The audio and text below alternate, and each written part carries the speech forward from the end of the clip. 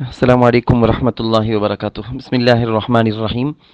بچوں، آج کی کہانی کا عنوان ہے کتے کے منہ میں ہانڈی۔ بچوں، تم نے دیکھا ہوگا تمہارے ماں باپ تم سے بہت محبت کرتے ہیں۔ جب تم میں سے کسی کی طبیعت خراب ہو جاتی نا تو وہ سوچتے ہیں کہ تمہاری طبیعت خراب نہ ہو، چاہے اس کے بدلے میں ان کی اپنی طبیعت کیوں نہ خراب ہو جائے۔ اسی طرح کسی زمانے میں ایک بوڑھی عورت اپنے گھر میں رہتی تھی۔ اس کے ساتھ اس کی ایک جوان بیٹی بھی تھی۔ اس بوڑھی عورت کی یہ جوان بیٹی بیمار رہتی تھی۔ ایک مرتبہ اس کی بیٹی کی حالت بہت زیادہ خراب ہو گئی۔ بیماری کی وجہ سے رات دن پلنگ پر لیٹی رہنے لگی تھی۔ یہ بوڑھی عورت اللہ تعالیٰ سے دعا کیا کرتی تھی کہ یا اللہ، اس بیماری سے میری بیٹی کی جان لینی ہے تو اس کے بدلے میں میری جان لے لے، اسے زندہ رکھ، صحت عطا فرما، اس نے ابھی دنیا میں دیکھا ہی کیا ہے۔ اس بوڑھی عورت کو یہ دعا کرتے ہوئے ایک عرصہ گزر گیا۔ ایک مرتبہ ایسا ہوا، محلے کے کسی گھر میں باہر گلی سے کتا چلا گیا۔ اس نے گھر میں جا کر دیکھا تو ایک بڑی ہانڈی میں بڑی ہڈی رکھی ہوئی تھی۔ اس نے ہانڈی میں منہ ڈال کر اس ہڈی کو منہ میں پکڑ لیا اور ہانڈی سے منہ باہر نکالنے کی کوشش کی تو ہانڈی کا منہ چھوٹا تھا۔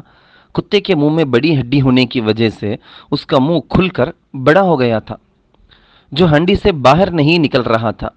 کتا کسی طرح ہڈی چھوڑنے کے لیے تیار نہ تھا۔ اسے کوئی عقل تو تھی نہیں کہ ہڈی کو منہ سے چھوڑ کر اپنا منہ باہر نکال لیتا۔ اس لیے کتے نے اسی طرح ہانڈی سمیت بھاگنا شروع کر دیا۔ کتا بار بار اپنا منہ اوپر سے نیچے کی طرف زور زور سے بھی ہلاتا جاتا تھا تاکہ ہانڈی اس کے منہ سے الگ ہو جائے۔ کتے کا پورا چہرہ ہانڈی کے اندر تھا، اس کو کچھ نظر نہیں آ رہا تھا۔ دور سے دیکھنے والوں کو بھی سامنے سے ہانڈی کے نیچے والا حصہ نظر آتا تھا۔ پتہ نہیں چلتا تھا کہ یہ کیا بلا ہے۔ دیکھنے والے کو ڈر بھی لگتا تھا کیونکہ ہانڈی کے نیچے کا حصہ بالکل کالا تھا، بلیک، ڈارک۔ اس لیے کتے کی یہ شکل بہت بھیانک اور ڈراؤنی بن گئی تھی۔ اس حال میں بھاگتا بھاگتا یہ کتا اس بوڑھی عورت کے گھر میں آ گیا جہاں اس عورت کی بیٹی بھی بیمار پڑی تھی۔ بوڑھی عورت جب اس بھیانک منظر کو دیکھی بہت گھبرا گئی۔ بوڑھی عورت نے پہلے سے کسی سے سنا ہوا تھا کہ جب فرشتہ اور ملک الموت کسی کی روح نکالنے کے لیے آتے ہیں تو بعض دفعہ بہت بھیانک شکل میں آتے ہیں۔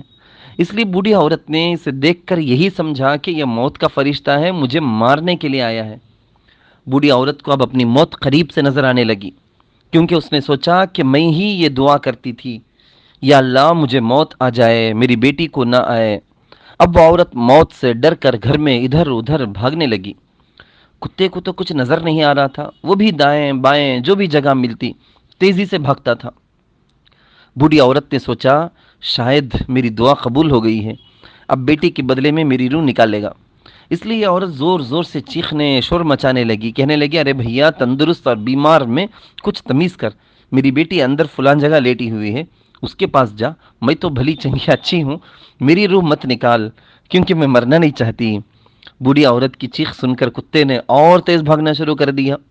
قریب تھا کہ بوڑھی عورت ڈر ڈر کر ہی مر جاتی، مگر اللہ کا کرنا کہ کتا جہاں سے آیا تھا اسی دروازے کی طرف دوڑتا ہوا باہر چلا گیا۔ اس کے جانے کے بعد بوڑھی عورت کی جان میں جان آئی۔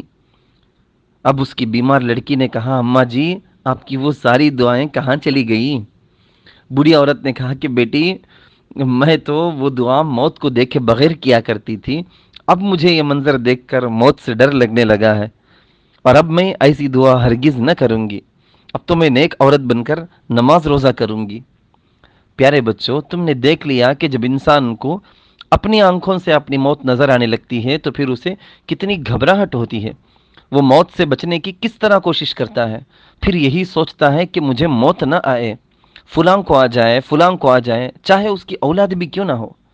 لیکن بچوں، یاد رکھو کہ موت کا فرشتہ بھیانک صورت میں ایسے انسان کے پاس ہی آتا ہے جو برا انسان ہوتا ہے، اچھا عمل نہیں کرتا۔ جو انسان نیک ہوتا ہے نا، اچھے عمل کرتا ہے، نماز روزہ کی پابندی کرتا ہے، اس کے پاس بہت خوبصورت شکل میں فرشتے آتے ہیں۔ اسی وجہ سے نیک اور اچھے انسان کو موت سے گھبراہٹ نہیں ہوتی، برے انسان کو گھبراہٹ ہوتی ہے۔ اسی طرح یہ بھی یاد رکھنے کی بات ہے کہ گھر کا دروازہ بند رکھنا چاہیے، ورنہ کتا وغیرہ گھر میں آ کر چیزوں کو خراب کر دیتا ہے اور نقصان ہو جاتا ہے۔ اس واقعے سے تم کو یہ معلوم ہو گیا کہ انسان کو ایسی دعا نہیں کرنی چاہیے اور اسے موت سے پہلے نیک عمل کر کے گناہ سے بچ کر موت کی تیاری کرنی چاہیے۔ اب سوال یہاں بچوں سے یہ کر سکتے ہیں کہ بوڑھی عورت کیا دعا کرتی تھی، اس کی بیٹی کہاں تھی اور کیسی تھی؟ جب بوڑھی عورت نے کتے کو دیکھا تو اسے کیا سمجھا؟ کتا ہانڈی کے منہ میں رہنے کی وجہ سے کیسا لگتا تھا اور ہانڈی کتے کے منہ پر کیسے اٹکی؟ بوڑھی عورت نے موت سے ڈر کر کیا کہا؟ پھر بیٹی کی بات کیا تھی اور اس پر بوڑھی نے کیا جواب دیا؟ کیا ہم دعا میں اللہ تعالیٰ سے موت کو مانگ سکتے ہیں؟ ہم کو موت سے پہلے کیا کرنا چاہیے؟